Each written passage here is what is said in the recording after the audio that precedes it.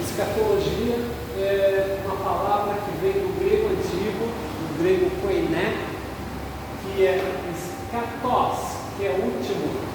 Ali tem um sufixo logia, que é estudo, né? Ou vem da palavra logos, que é palavra. Então é o estudo das últimas coisas, né? O estudo das coisas do fim. Então nós estudamos a escatologia bíblica, claro, baseado em toda a Bíblia, e assim nós vamos vendo que na teologia, o estudo do fim, das coisas do fim, isso é, do arrebatamento da igreja, a respeito da morte. Então nós temos a morte física e nós temos a morte da alma, e vamos ver o que é alma também, entender o que é isso. Também o tribunal de Cristo. A pergunta escaparemos nós do tribunal de Cristo? Todos nós seremos julgados. Todos nós passaremos pelo juízo. A Bíblia fala no tribunal branco. Então cada um ali receberá segundo as suas obras.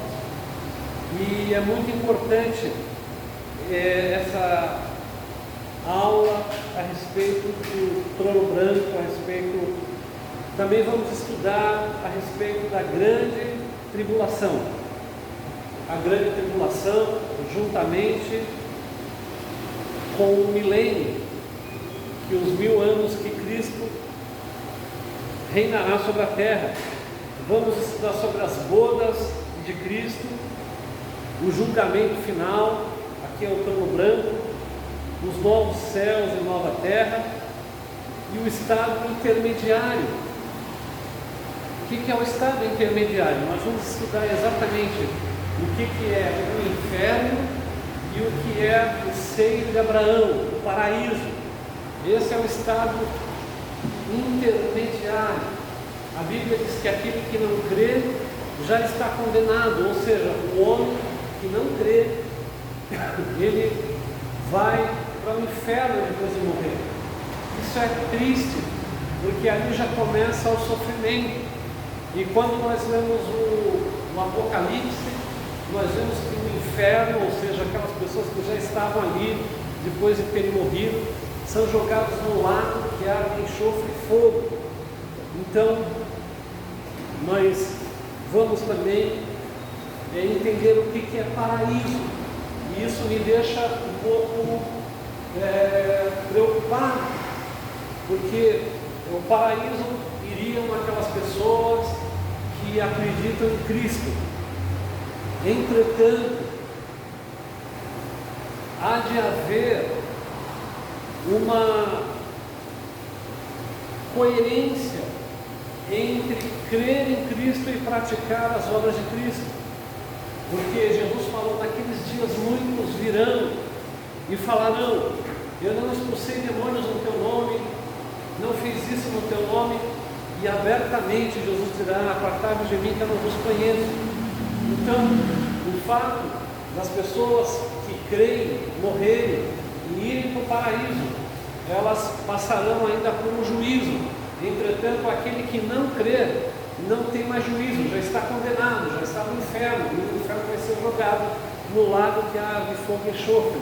Por isso que a gente tem uma responsabilidade muito grande de viver a palavra de Deus.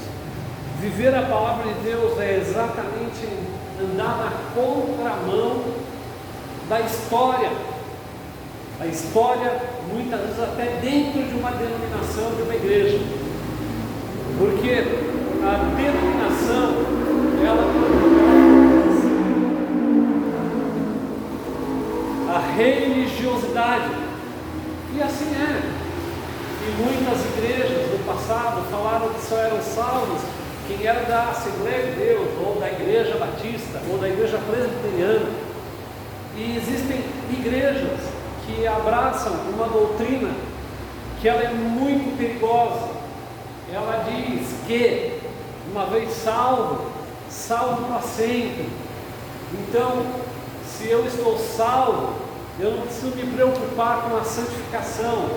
Hebreus 12, verso 14 fala: sem a santificação, sem a separação, ninguém verá a Deus.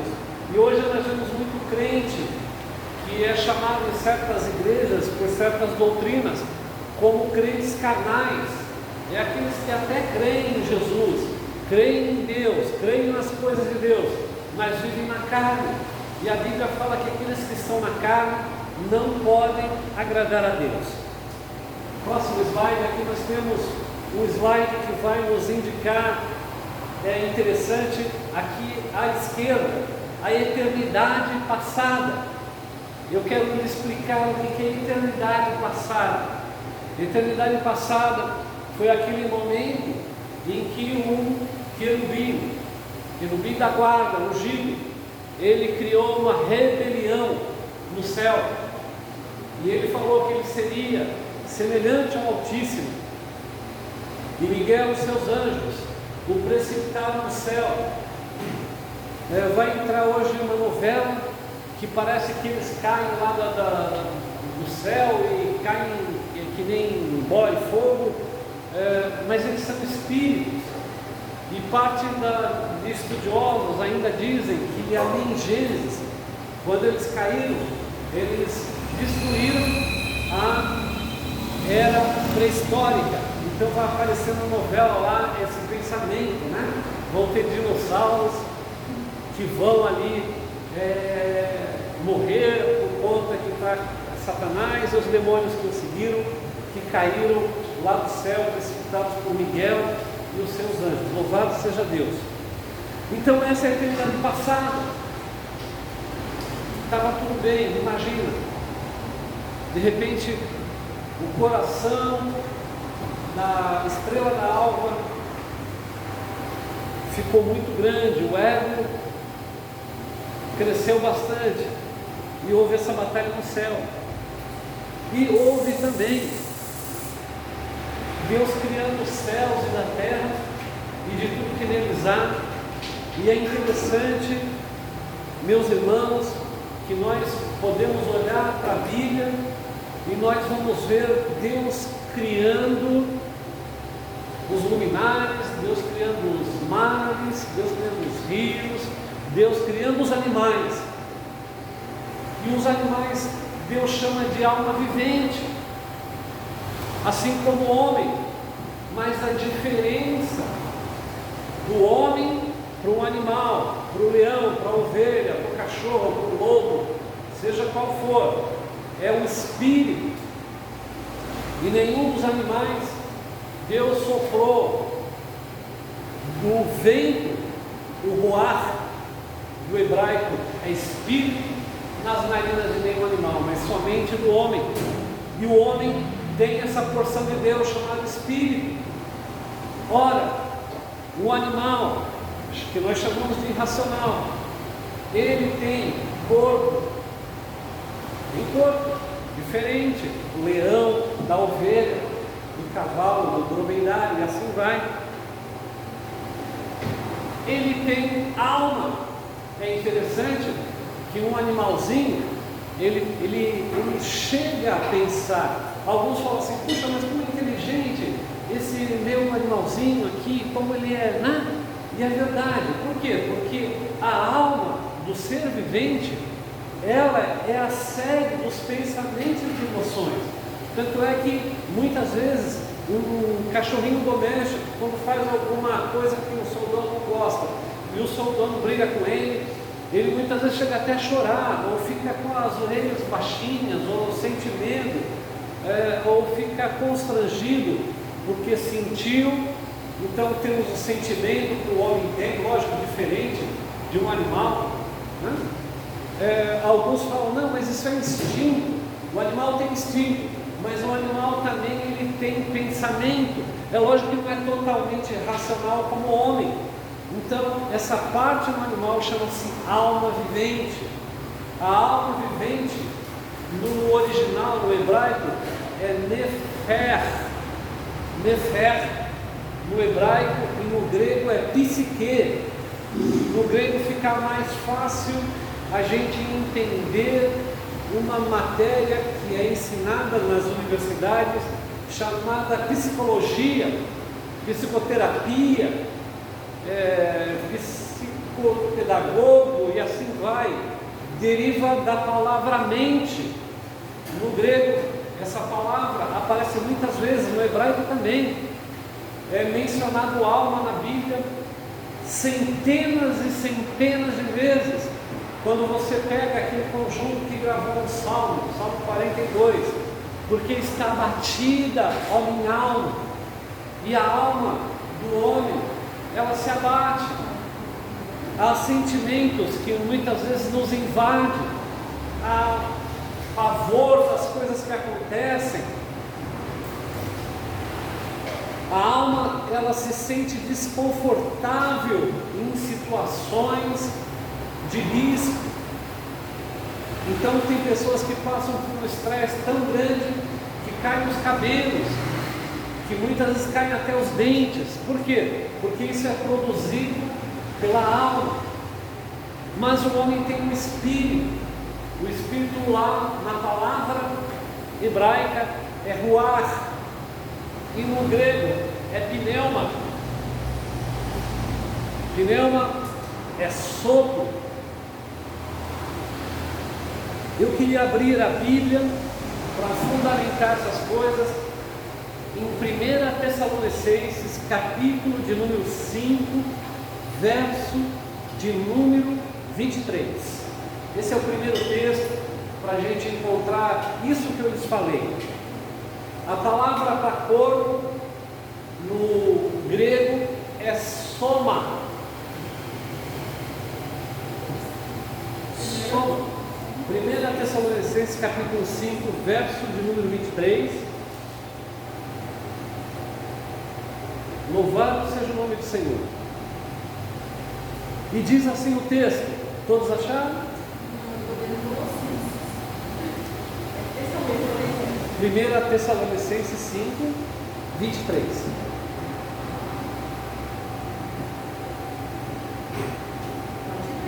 Ok. E o mesmo Deus de paz, ele diz: o mesmo Deus de paz é esse Deus que nós cremos no Senhor, vos santifique em tudo. Essa palavra santificar, esse verbo grego, ele é separar. O crente verdadeiro e genuíno, ele é separado para Deus. Ele se separa das coisas do mundo, das coisas da carne, das coisas dos homens. Então, ele está dizendo que o Deus de paz santifique em tudo, e todo o vosso espírito, aqui é pneuma, alma, aqui é psique, e corpo, e é soma, sejam plenamente conservados, irrepreensíveis. Ou seja, o seu modo de andar, o seu modo de vestir, o seu modo de se comportar no corpo, na sua alma e no seu espírito, não haja ninguém que possa acusar. Irrepreensível aqui não é aquele que não peca, porque todos nós pecamos, mas é aquele que peca e confessa e deixa e tem um procedimento diferente. Por isso que eu muitas vezes, como pastor, olhando para muitas pessoas das igrejas, e seja ela qual for a denominação, eu encontro pessoas muito piedosas, pessoas que tiveram um comportamento alterado por conta da palavra de Deus. Elas andavam muitas vezes com roupas indecentes, hoje elas andam com roupas decentes. Elas falavam palavras torpes, palavrões, não falam mais. Elas antigamente falavam mal da vida das pessoas, hoje elas não falam mais. Elas tiveram uma mudança de mente, no corpo e no espírito. Entretanto, também há pessoas que nem estão nem aí, e muitas vezes até pastores, pastores que falam mal de outros pastores, pastores que andam de qualquer jeito, pastores que entendem que não devem cuidar do rebanho, mas devem ter interesse naquilo que o rebanho pode lhes dar, que é a lã e a gordura, que não se preocupam, cair a vindoura, não temem a Deus. Grande será o juízo para esses obreiros da iniquidade, segundo a palavra. Grande será no tribunal de Cristo a hora de prestar contas. Por isso que não existe graça barata. Jesus